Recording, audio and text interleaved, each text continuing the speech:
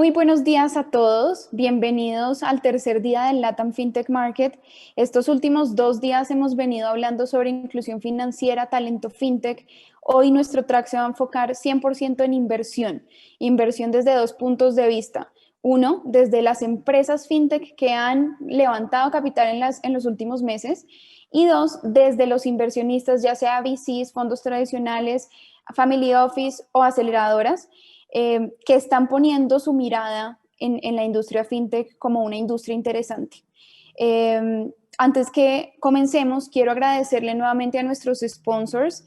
Sin ellos, digamos que no hubiéramos podido desarrollar diferentes actividades que hemos hecho en este evento.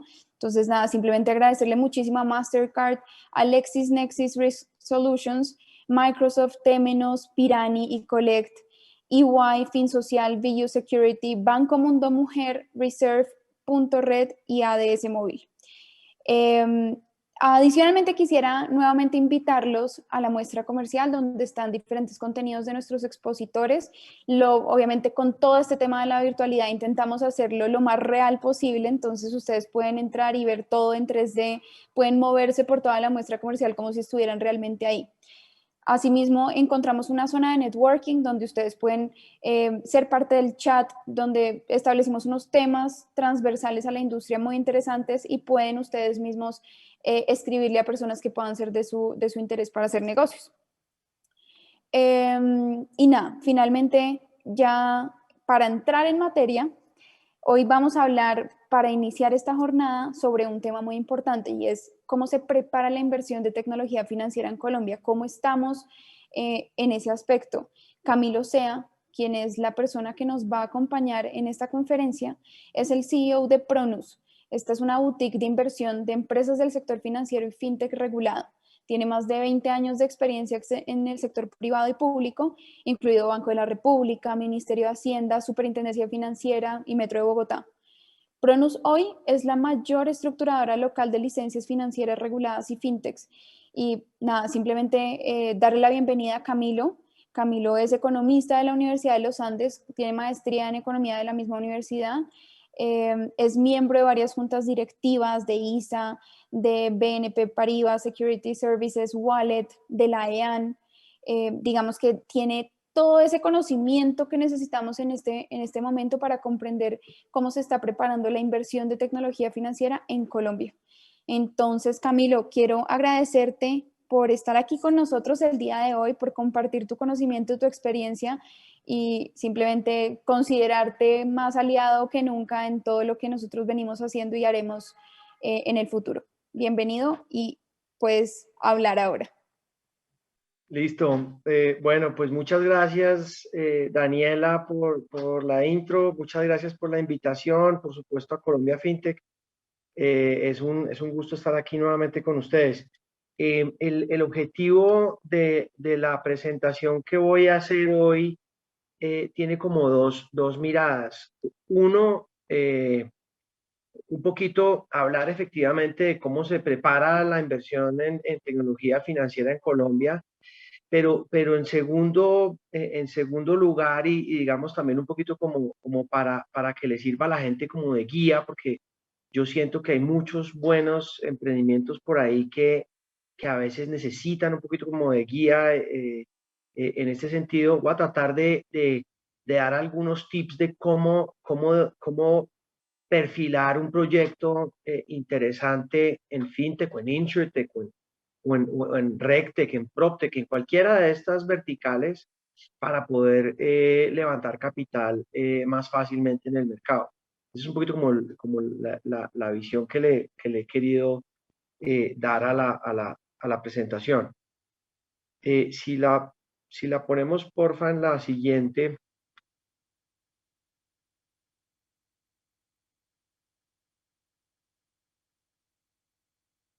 Bueno, les voy a contar, les voy a dar un poquito antes de entrar en el contexto, les voy a dar un poquito una visión para quienes no me conocen de quién soy yo y qué hace Pronus. Creo que es relevante. Yo efectivamente soy economista de la Universidad de los Andes, hice una maestría en economía de la Universidad de los Andes, hice una maestría en Administración Pública y Desarrollo Internacional en Harvard. Tengo algo cercano a 25 años de experiencia en el mercado. Trabajé mucho tiempo en el gobierno, en todo el circuito financiero, digamos, en el Banco de la República, Ministerio de Hacienda, en la Superintendencia Financiera. Fui director de regulación. La gente a veces piensa que soy abogado porque sé mucho de regulación, pero la verdad es que me tocó aprender un poco a las malas. Me tocó aprender liderando, digamos, una serie de proyectos de regulación muy importantes, en una época además muy activa en regulación, donde se desarrollaron, por ejemplo, todos los sistemas de administración de riesgo que tienen que cumplir hoy en día las entidades financieras en Colombia, toda la ley de valores, o muy buena parte de la ley de valores, un montón de piezas de regulación sobre inclusión financiera. Entonces, tuve la fortuna de liderar una etapa muy activa en ese sentido en la Super. Después pasé por el Metro de Bogotá, un tema de infraestructura un poquito diferente a lo que venía haciendo. Y saliendo del metro, monté Pronus, que es una boutique de inversión enfocada en sistema financiero. Pronus es hoy en día tal vez el mayor estructurador de negocios regulados que hay localmente, y parece ser que es también uno de los mayores a nivel de Latinoamérica, porque no hay mucho conocimiento en este sentido. Incluso algunos de nuestros clientes que están entrando, extranjeros que están entrando a Colombia al mundo fintech o insurtech regulado, nos están pidiendo que los acompañemos en otras jurisdicciones. Y eso también porque la regulación, toda Latinoamérica se ha venido, digamos, uniformando, ha venido convergiendo a los mismos estándares, un poco por la tendencia que se ha dado a partir de los desarrollos de Basilea, etcétera.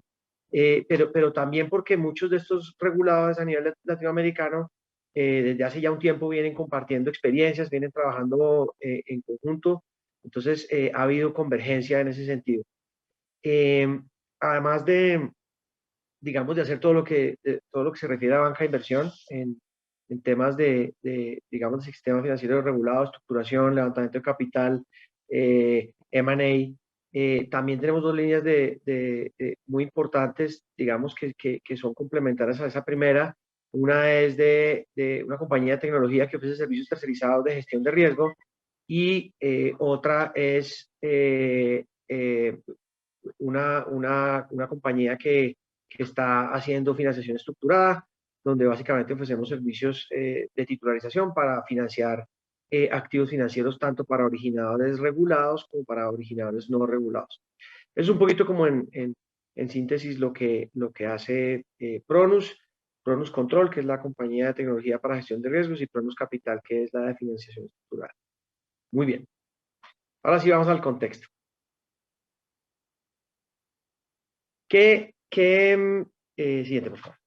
¿Qué estamos viendo, digamos, en general en el tema financiero y regulado, y no solamente fintech?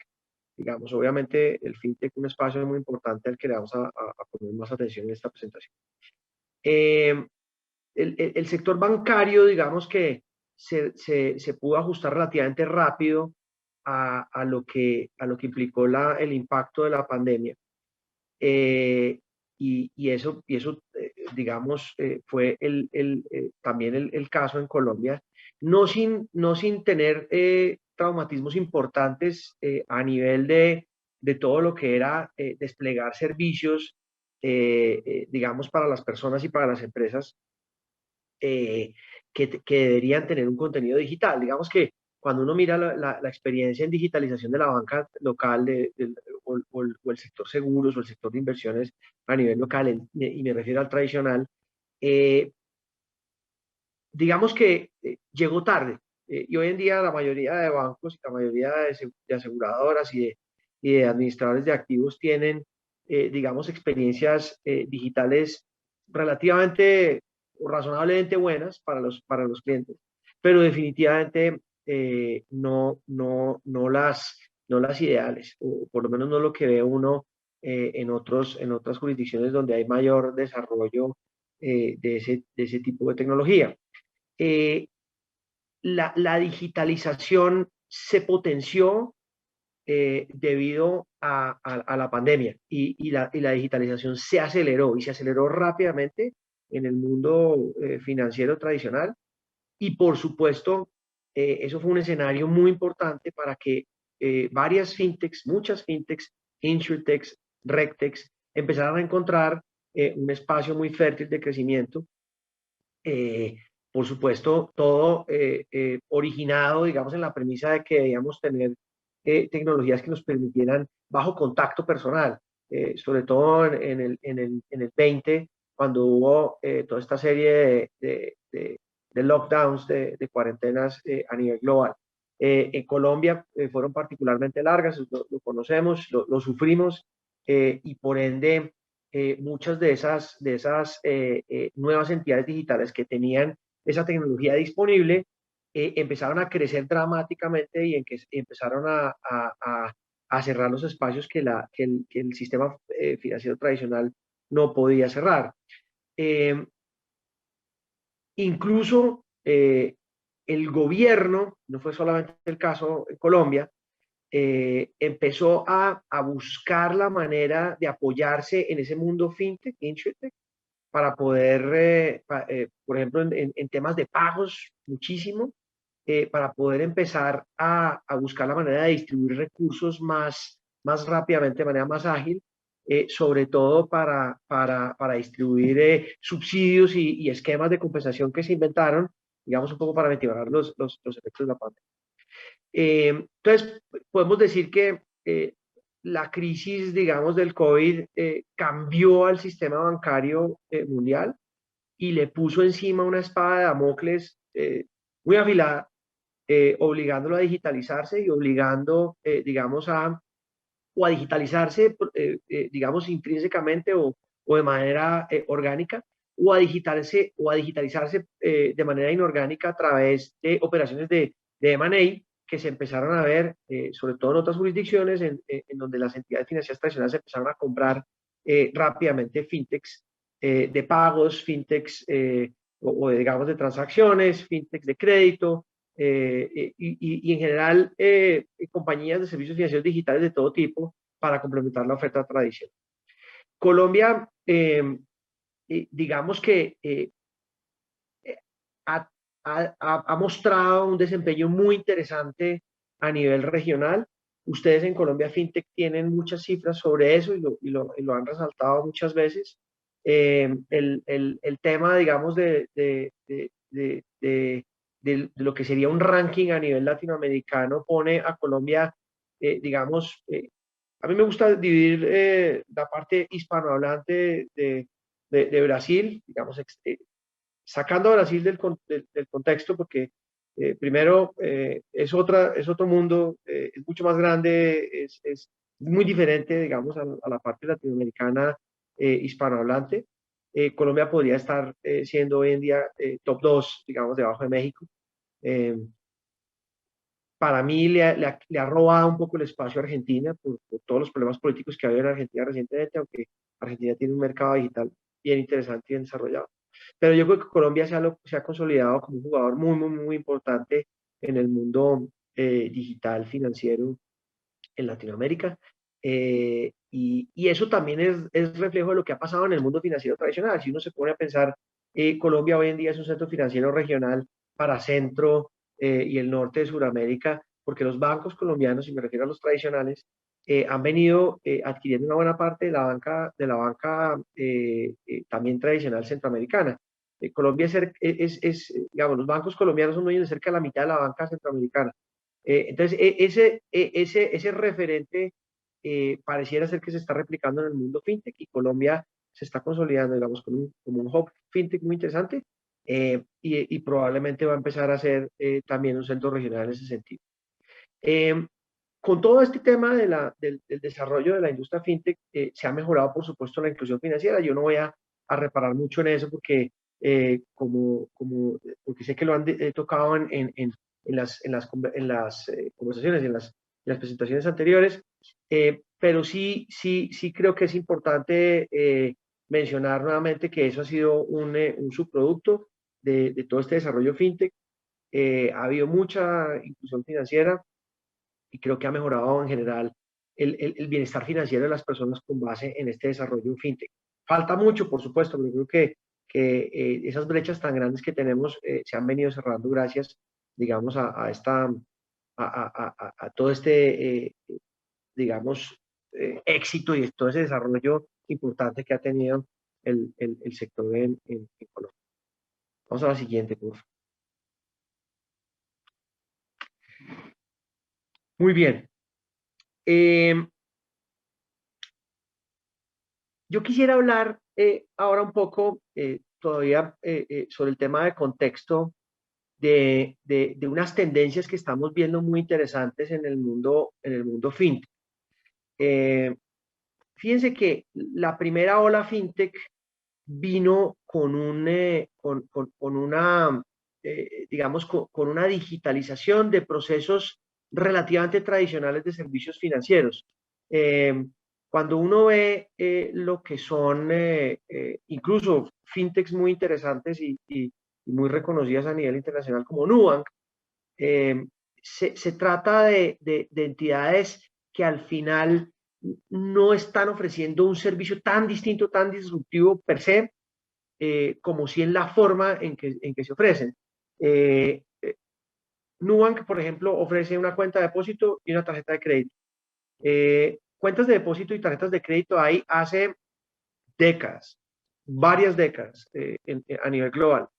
Entonces, el producto per se no es disruptivo, pero la forma en que se digitalizó la experiencia del cliente, el Customer Journey, sí es muy disruptivo y la forma además en que se está ofreciendo el servicio y ofreciendo acompañamiento y ofreciendo protección a ese consumidor financiero y sobre todo al más pequeño, al menos educado financieramente, en eso hay una gran disrupción. Entonces, fíjense que la primera ola fintech lo que hizo fue digitalizar servicios financieros tradicionales. Y eso está muy bien y creo que ahí hay mucho que tiene que aprender la industria financiera tradicional, porque muchos de los bancos tradicionales, las aseguradoras tradicionales en general, esos asset managers tradicionales, han venido efectivamente cambiando su manera de ofrecer servicios, pero sobre la base de digitalizar procesos viejos, procesos que tenían anteriormente. Y eso no necesariamente genera la mejor experiencia de usuario. Cuando ya viene la segunda ola fintech, y esa segunda ola fintech se ha venido desarrollando más recientemente, ya hay un montón de entidades que empezaron a repensar los procesos, sobre todo las entidades nuevas, pero no solamente repensando los procesos, digamos, tradicionales, sino usando nuevas formas de custodiar la información y por eso las tecnologías de ledgers distribuidos se han vuelto tan relevantes. Blockchain, Ethereum, Hedera, pero no en su concepto, digamos, transaccional de criptomonedas, y se lo voy a dejar aparte, sino en la tecnología que se está usando para custodiar esa información. Aquí vamos a empezar a ver una serie de desarrollos muy interesantes en esas plataformas para cambiar la manera en que estamos custodiando la información para ofrecer más seguridad y para ofrecer, por supuesto, mayor agilidad en esas transacciones. Lo mismo el tema de inteligencia artificial y Big Data. Cuando uno ve las primeras fintechs, las fintechs de la primera ola, o los servicios financieros que se han venido digitalizando, no necesariamente están usando data para aprovechar esa información con el fin de mejorar los servicios digitales. Muchos de esos servicios se ofrecen digitalmente, pero la data no se está analizando de una manera distinta.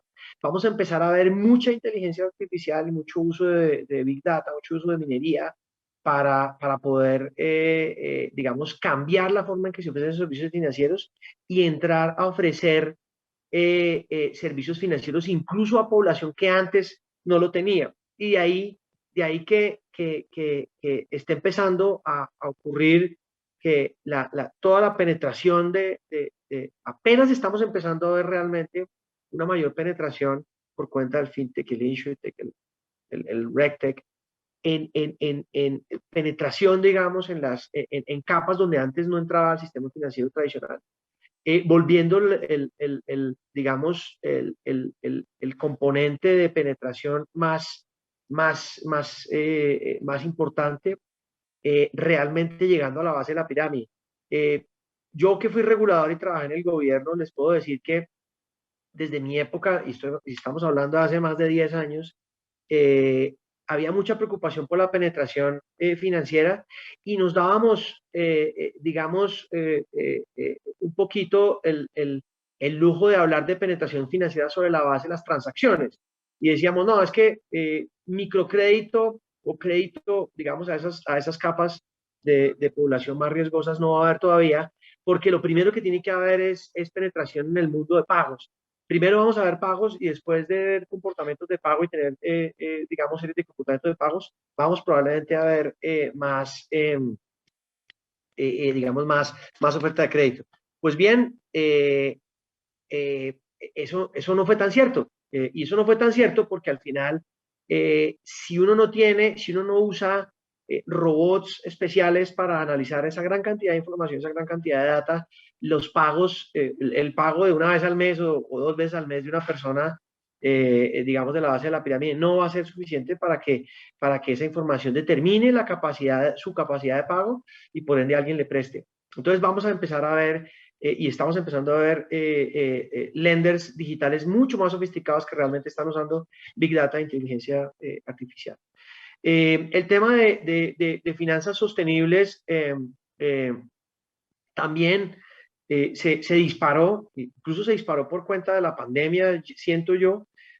Ustedes habrán visto anuncios a nivel global de entidades tan importantes como, por ejemplo, BlackRock, diciendo no vuelvo a financiar nada que no tenga un componente de sostenibilidad o que no le pegue a los ODS, a los Objetivos de Desarrollo Sostenible. De manera que es muy importante empezar a pensar en cómo esa financiación va a buscar esos nichos donde realmente uno está pegándole algún objetivo de sostenibilidad y con objetivo de sostenibilidad no estoy refiriendo solamente a temas de impacto medioambiental, ese es uno muy importante, pero ustedes saben que hay definidos en los ODS, por ejemplo, hay 17 objetivos sostenibles que abarcan un montón de cosas y las finanzas se van la oferta financiera se va a dirigir hacia allá. Y por último está el tema de seguridad y regulación, es súper importante. El tema de seguridad, pues obviamente es muy relevante hoy en día, todo teniendo en cuenta, digamos, la sofisticación que han adquirido esas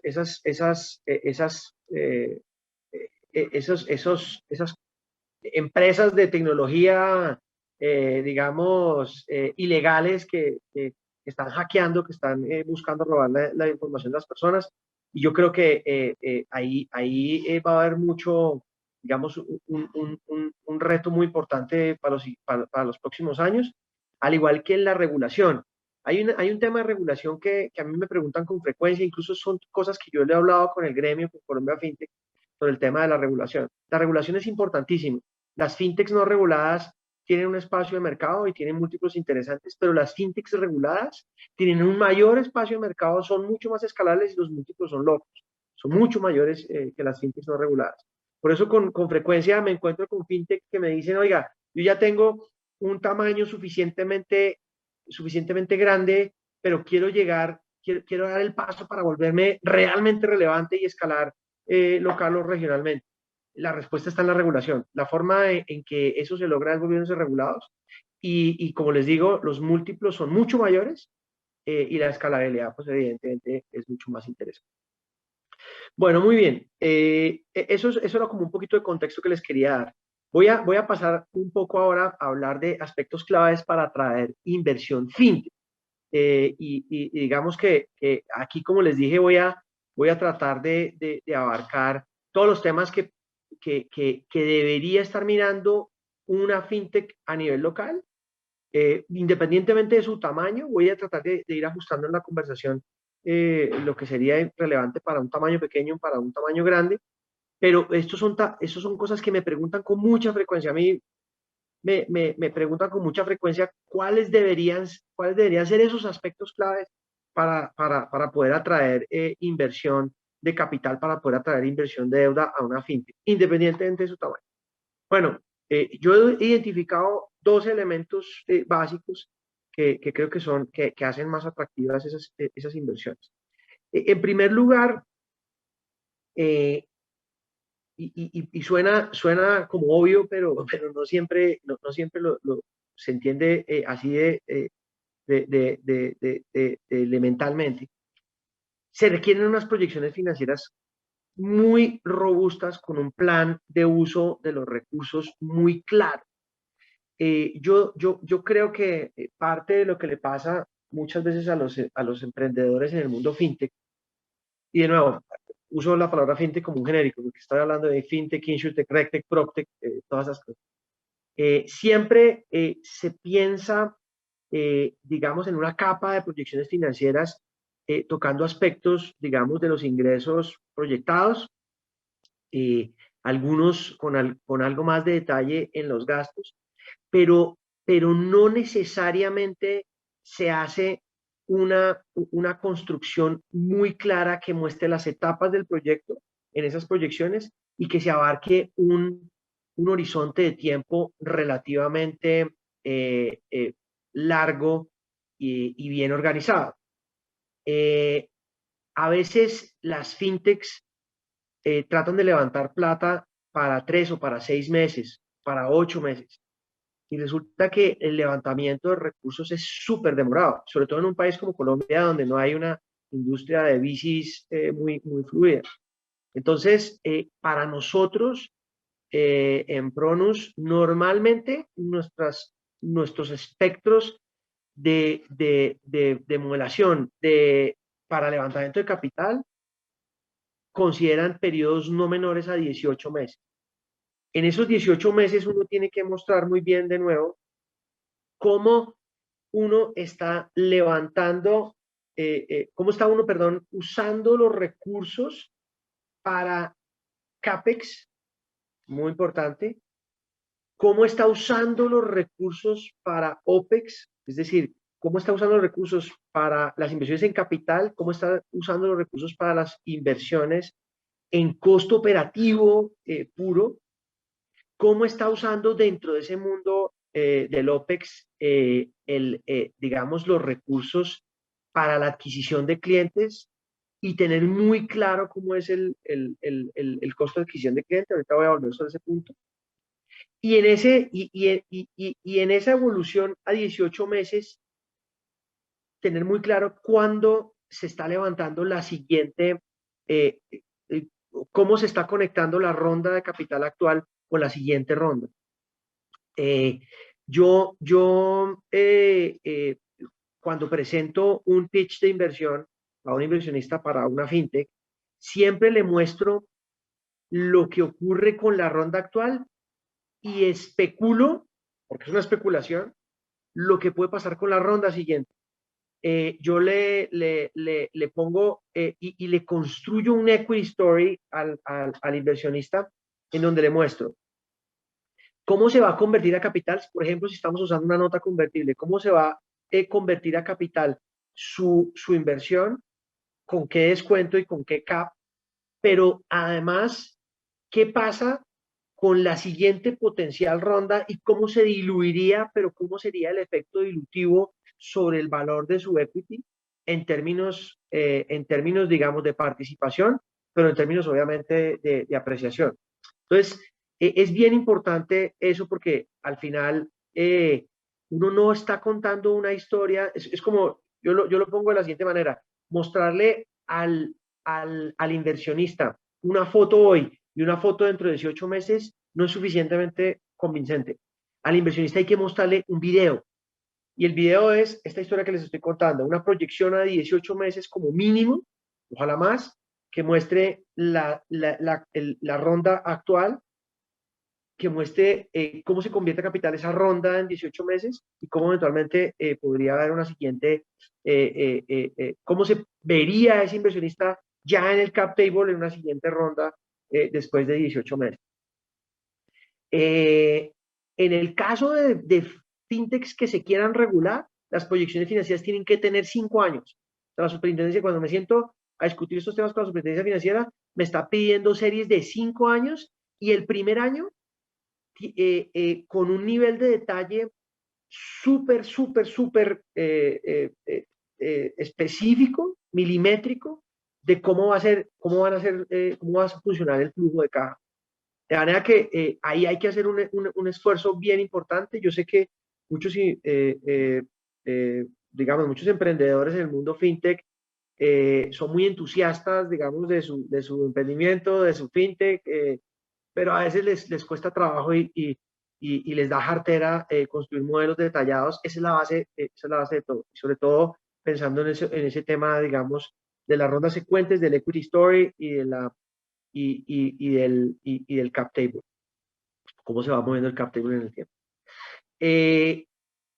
En tercer lugar está el tamaño del ticket. Yo digo también, cuando me preguntan de esto, lo digo con un poco a manera de chiste, pero es muy en serio. Es más fácil conseguir $100 millones que $100,000. Es así de radical. Un tiquete de inversión muy pequeño es súper difícil de conseguir. Y seguramente si hay alguien que está oyendo esta presentación ha tratado de hacerlo, me dará la razón. Es súper difícil encontrar montos pequeños de inversión. Y la razón de eso es que no hay muchos inversionistas que tengan el apetito para invertir en esos montos pequeños, porque los costos de analizar una inversión, por pequeña que sea, son muy relevantes. Casi que uno podría decir que es el costo de hacer una debida diligencia de un proyecto de $100,000 a uno de 100 millones es prácticamente igual. Entonces al final, si uno no tiene, si uno no tiene un tiquete de inversión razonable, va a ser mucho más difícil conseguir el capital. Y esto me devuelve al punto anterior, y es, a veces la gente está mapeando en su necesidad de capital un span de tiempo muy corto en términos de la inversión, en términos de la inversión de capital, en términos de la inversión en OPEX. Entonces, una forma de resolver el problema, y con frecuencia esa es la salida, es decir, no, vea, es que, claro, pues obviamente si usted está levantando plata para 3 meses, pues $100,000 le son suficientes. Pues si está hablando de 18 meses, pues ya de pronto necesita 500,000 o 700,000 o 1,000,000. Y entonces eso empieza a tener un impacto en la potencia del pitch, porque obviamente se vuelve mucho más atractivo para inversionistas.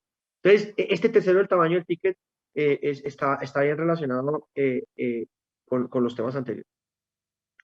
También mencioné, y quiero hacer énfasis en el cuarto punto, en el tema del B2B, porque el negocio B2C es un negocio súper difícil. Yo lo digo también un poco de manera de chiste. Por acá me quitaron unos puntos de la última descalabrada que me metí en el mundo del B2C hace unas semanas. La cantidad de plata que yo he perdido con clientes míos en el mundo del B2C es increíble. ¿Por qué?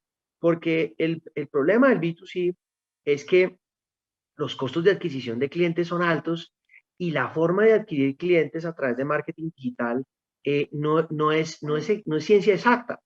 Esos embudos de conversión de los que tanto le hablan a uno se van ajustando en el tiempo y se van digamos, puliendo en el tiempo, pero hay que gastar mucha plata en el proceso para llegar a encontrar esas tasas de conversión ideales. Y aún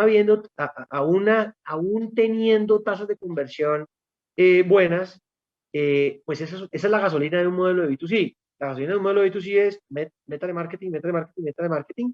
Use, por supuesto, la data, use inteligencia artificial para mejorar, digamos, el tiquete promedio por cliente o el LTV to CAC, digamos, que mide uno en el mundo digital, pero eso es un ejercicio permanente de inversión. Por eso yo le controvierto mucho con aquellas fintechs pequeñas que están tratando de entrar en el mundo del B2C. Entrar en el mundo del B2C es muy difícil, requiere mucho capital y obviamente eso hace más difícil salir del valle de la muerte. Con frecuencia es más fácil, más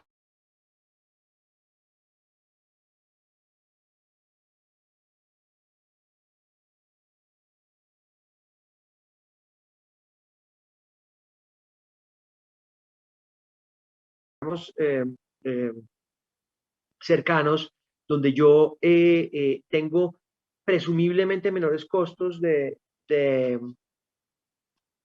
menores costos de adquisición de clientes, probablemente en ese mundo a encontrar un terreno más fértil para crecer, de manera que piénsenselo muy bien si lo que quieren es entrar en un modelo B2C, porque el modelo B2C es súper intensivo en capital. El modelo B2C es Nubank. Claro, Nubank viene, Nubank es un muy buen ejemplo. Nubank viene con una promesa de pegarle durísimo al mercado bancario, de servicios bancarios de personas naturales. ¿Qué están diciendo Bancolombia y la Vivienda? ¿Ustedes creen que Bancolombia y la Vivienda están asustados? Yo no creo. La Vivienda y Bancolombia estarán diciendo, bueno, Nubank, estamos preparados para la competencia. Este mercado es durísimo, este mercado es difícil porque la gente, el riesgo de crédito es alto, a la gente a veces no le gusta pagar, los costos de adquirir esos clientes son altos, nosotros llevamos pagando décadas por adquirir esos clientes, entonces no va a ser tan fácil tener una masa crítica grande muy rápidamente, de manera que ahí va a haber una competencia muy importante, creo que en beneficio de los usuarios, pero ahí hay unos desafíos enormes del entrante, porque los incumbentes ya incurrieron en esos costos de adquisición de clientes y este entrante le va a tocar entrar a comprar esos clientes y adquirirlos le va a costar un montón de plata. Pero la buena noticia es que tiene a SoftBank detrás, entonces seguramente no será un problema. Pero eso es un poquito eh, eh, poniéndolo un poco en el extremo, eso es un poco lo que nosotros vemos en el mundo del B2C. Entrar al B2C es una decisión muy difícil porque requiere unas inversiones en marketing digital muy relevantes. Si no se tienen esos capitales, uno se espera conseguir esos capitales, las tasas de conversión van a ser bajitas, el crecimiento va a ser bajito y créanme, es doloroso y yo lo he vivido en carne propia, no me lo han contado, de manera que eso es una recomendación que les puedo hacer que creo que es muy importante. Muy bien. Siguiente, por favor. En punto, digamos, a la forma en que uno presenta y la forma en que están levantando plata las fintechs aquí en Colombia, yo siento que a veces hay mucha,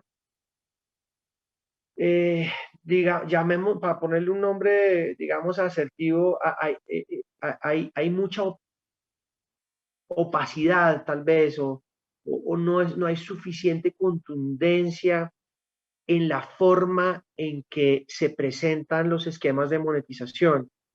La monetización debería ser algo que uno pueda explicar en un minuto. A veces yo me siento con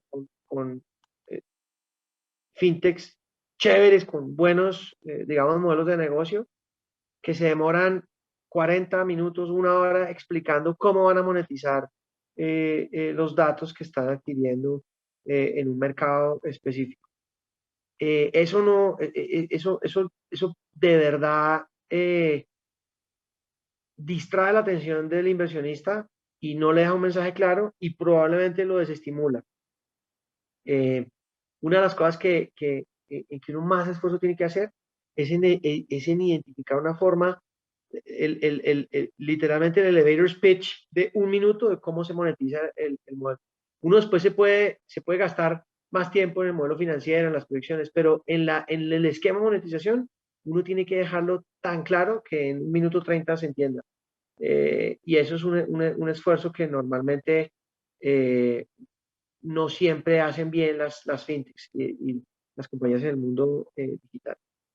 Y por supuesto, eso está relacionado con el potencial de la data. Eh, como les decía yo, las primeras fintechs que nacieron realmente lo que estaban era digitalizando procesos, pero no estaban usando la data. Apenas estamos empezando a usar data. Y entonces, claro, ahora sí se pone ese mundo espectacular, porque al final el servicio digital, el servicio financiero digital, que simplemente toma eh, un proceso viejo, digamos, de servicio financiero, y lo renueva y lo digitaliza, o simplemente digitaliza el viejo, pues sí, es un avance, evidentemente es chévere, pero ahí no está la escalabilidad. La escalabilidad está en usar la data. Es muy importante y yo les digo, he conocido muchas fintechs y he conocido pocas que realmente, pocas, muy pocas que realmente están usando la data. Es muy importante empezar a meter a los equipos científicos de datos. Es muy importante empezar a usar herramientas que incluso hoy en día valen nada o muy poco, que se consiguen muy fácilmente en el mercado para empezar a jugar con esos datos. Ahí hay un montón de cosas que son súper interesantes y muchas, y lo digo con tono crítico además, muchas fintechs que se están vendiendo como fintechs no están usando la data, no tienen científicos de datos, no están realmente haciendo la tarea y básicamente no hacen la tarea porque no saben por dónde empezar, pero hay que empezar por algún lugar y al final el mismo, esto es un puro proceso de learning by doing, como dicen los gringos. Hay que aprender haciendo y es bien importante arrancar ese proceso lo más pronto posible. Eh, un tema que toca con la tecnología, sobre el que me preguntan mucho, eh, sobre todo en el papel de la tecnología en el modelo de negocio. Eh, Voy a decir una cosa y de pronto me van a cascar los señores de Colombia FinTech, pero ahí Anelita se está riendo. Yo creo que la tecnología está un poquito overrated en el desarrollo de negocios de tecnología. Y les voy a explicar a qué me refiero con eso, porque suena como un comentario tonto, pero creo que no lo es. Hace 3 o 4 años, el secreto estaba en el código. Y entonces todo el mundo desarrollaba su código. Para usar el caso de Nubank, alguna vez me encontré con David Vélez en Sao Paulo y le pregunté por su core de negocio. Le dije, oiga, David, usted tiene un core de negocio espectacular. ¿Cuánto se demoró desarrollándolo? Me dijo, mire, le voy a decir un secreto, pero ya lo estoy empezando a contar abiertamente porque ya cambié. Mi primer core, el core que yo hice, el primero, era malísimo, era malísimo. Y solamente cuando empecé a traer inversión grande fue que empecé a cambiarlo y claro, hoy en día es un core divino, pero arranqué con un core muy malo. Eh, y yo me quedé pensando en esa afirmación porque muchas veces uno trata de desarrollar esa tecnología in-house y al final termina siendo una cosa que no necesariamente es la mejor y que no necesariamente es más barata. De hecho, el secreto de la Coca-Cola no necesariamente está ahí. Yo, por ejemplo, hoy en día soy muy crítico. Hay modelos hoy en día, por ejemplo, de banca, en donde están tratando de integrarse todas las cosas que uno puede integrar en un core digital. No voy a hablar de ninguno, por supuesto, que no es ni mucho menos la idea a criticar. Pero yo creo que hoy en día hay cosas de un core de negocio bancario que uno debería desarrollar internamente, ciertos aspectos puntuales, pero para el resto de cosas es probablemente más costo eficiente conseguir algo as a service, que ya hay muchas cosas en el mercado, o integrar otros servicios, por ejemplo, integrar un CRM a un core de negocios, vincular un ERP y desarrollar solamente aquellas cosas puntuales donde uno ve realmente que hay un valor agregado, donde está el secret sauce del servicio financiero que uno está haciendo. Eh, yo he desmitificado totalmente ese tema de la tecnología. La tecnología hoy en día es un commodity. Hoy en día uno consigue un front digital divino, espectacular, por $5,000 en Argentina. mismo uso horario, habla uno en español con ellos, espectacular. Incluso lo puede conseguir más barato, uso horario diferente, en Estonia por 2.000. Espectacular. Entonces yo digo, ¿para qué ponerse uno a hacer eso si realmente ahí no está el core, digamos, el secreto de la Coca-Cola? Probablemente es mucho mejor desarrollar solamente cositas puntuales en donde algoritmos especiales donde uno realmente está haciendo la diferencia y el resto comprarlo en el mercado. Hoy en día la tecnología es un común.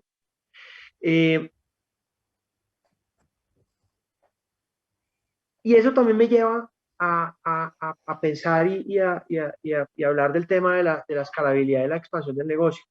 La mayoría de compañías que yo veo todavía a nivel local están muy enfocadas en crecer en Colombia. Eso está muy bien, no hay nada, digamos, malo en eso, pero levantar fondos y las que yo estoy viendo levantando fondos realmente son aquellas que tienen un alcance regional.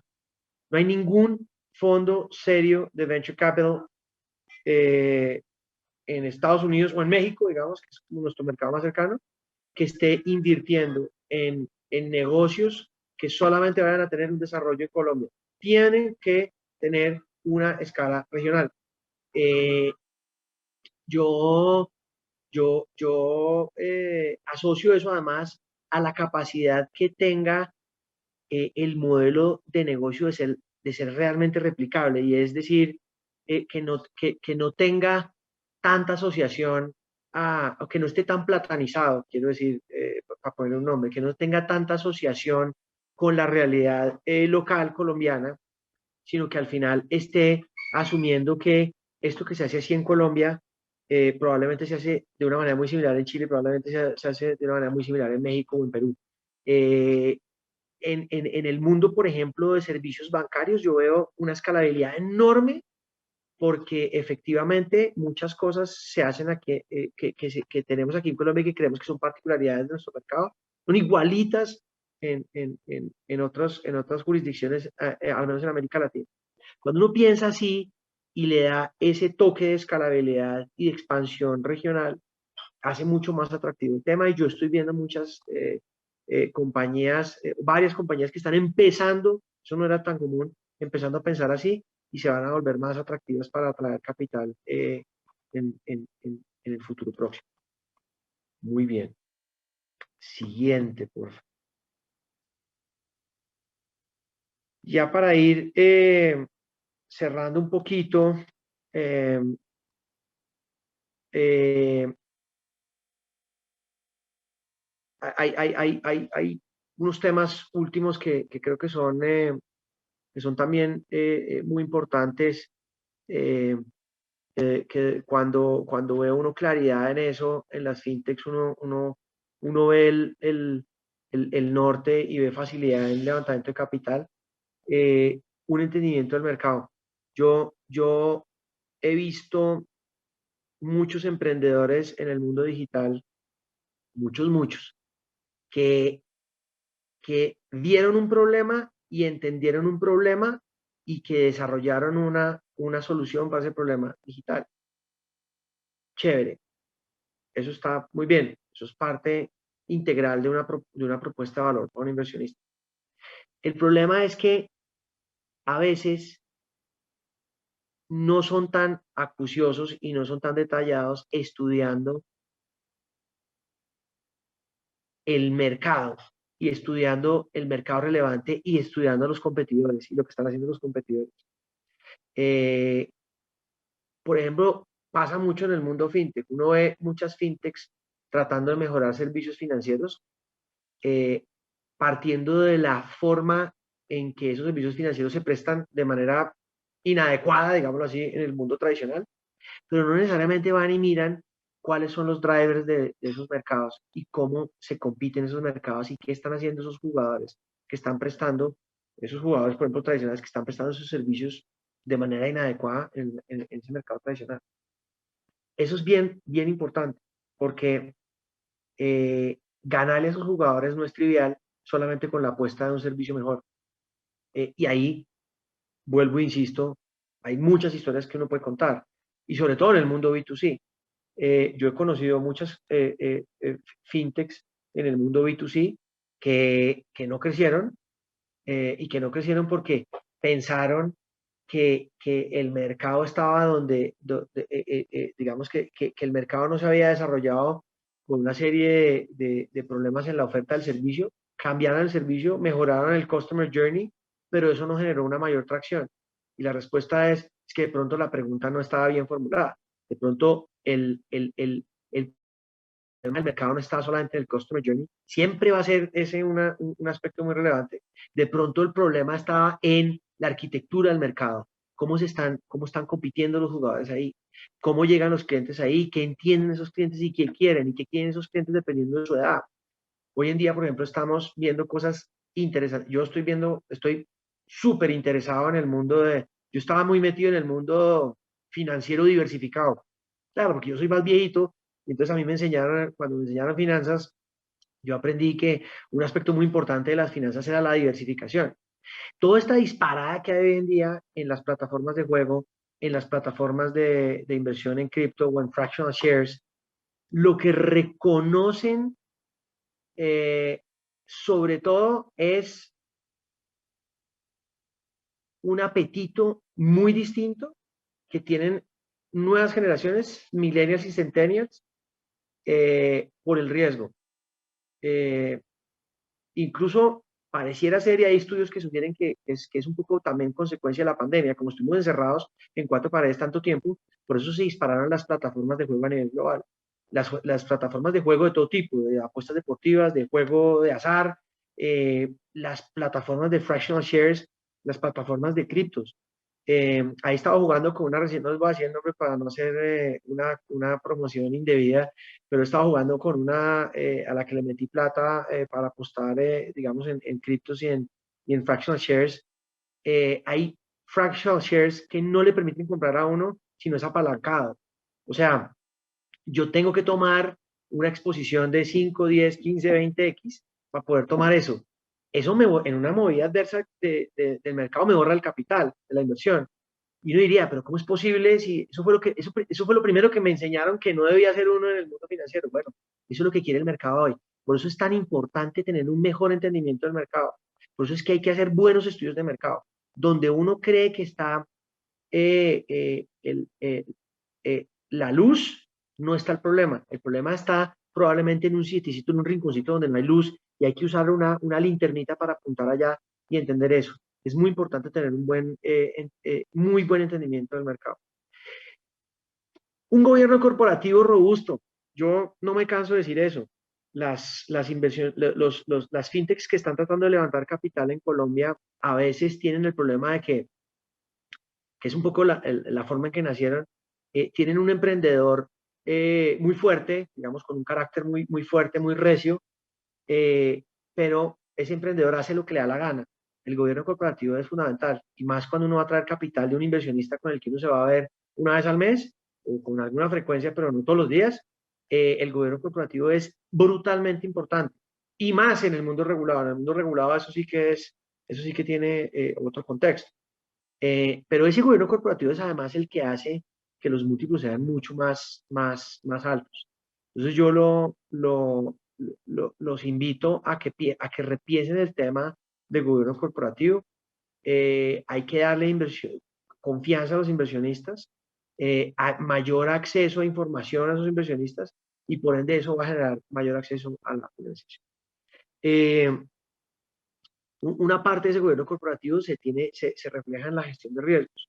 La gestión de riesgos también es un patito feo en el mundo del fintech. Yo veo a fintechs de crédito, por ejemplo, lenders digitales muy buenos en su concepción del riesgo de crédito, pero no necesariamente en el riesgo de liquidez o en el riesgo de compliance. Ahí hay un problema porque al final la materialización de riesgo no solamente viene por el mundo del, del, del crédito, claro, por ahí nacieron, y si uno es un lender, pues más le vale saber harto de riesgo de crédito, pero tiene que saber de otro tipo de riesgos, y hay una gestión muy importante que se está dejando de lado, que es relevante, muy relevante para levantar capital. Aquellas fintechs que tienen una mejor gestión de riesgos hoy en día está haciendo más atractivas para el levantamiento de capital. Aquellas fintechs en donde el pitch, uno le mete una diapositiva en el que muestra matrices de riesgo, mapas de calor y cómo tiene controles para los diferentes riesgos, eso es muy, muy convincente. Y por último, los temas de regulatorios y de cumplimiento, ahí no me voy a repetir porque ya lo dije, la regulación permite escalabilidad y permite mayores múltiplos. Quédense con esa historia.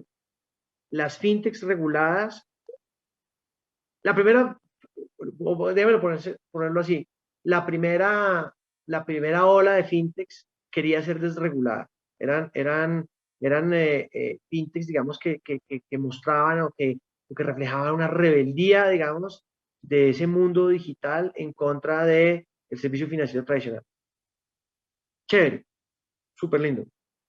Pero la regulación es la que da la posibilidad de atender clientes sin incurrir en captación ilegal, sin incurrir en problemas que lo meten a uno después en rollos con los reguladores. Pero además, les puedo mostrar datos que tenemos de múltiples jurisdicciones, solamente Colombia, en donde los múltiplos de las fintechs que son reguladas, fintechs, insurtechs, regtechs, proptechs, etcétera, etcétera, es mucho mayor que las de las no reguladas. Entonces, incluso, digamos, desde el punto de vista de negocio, es mucho mejor.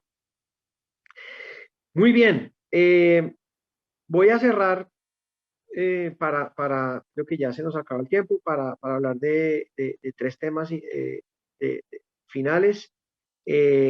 La solución de financiamiento que uno está buscando, que están buscando las fintechs en Colombia, tiene que entender, tiene que ser muy a la medida, no es una camisita talla M que uno se puede poner y si le queda grande, le queda chiquita y como que medio se ajusta. Es una cosa muy a la medida.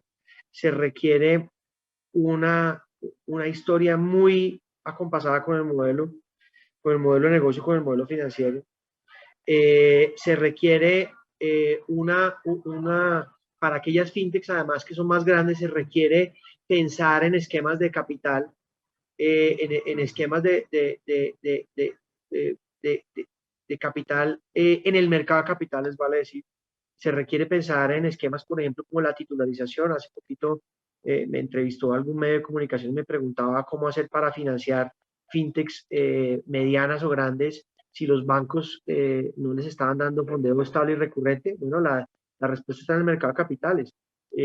Si a mí el banco, si yo ya soy una fintech que estoy originando 30, 40, 50 millones de pesos mensuales y el banco no me quiere financiar porque me ve como un riesgo, porque me ve como un competidor o porque simplemente no le da la gana, ahí está el mercado de capitales. En el mercado de capitales hay inversionistas institucionales que están literalmente pidiendo ese tipo de activos, digamos, alternativos para poder mejorar el perfil de riesgo-retorno de sus portafolios. Entonces ahí está el proceso. Lo único que tienen que hacer es un poquito como la tarea y bueno, hacer un poquito, una cosa un poquito más robusta, porque tampoco es que sea ciencia ficción. Eso es lo que les quería contar.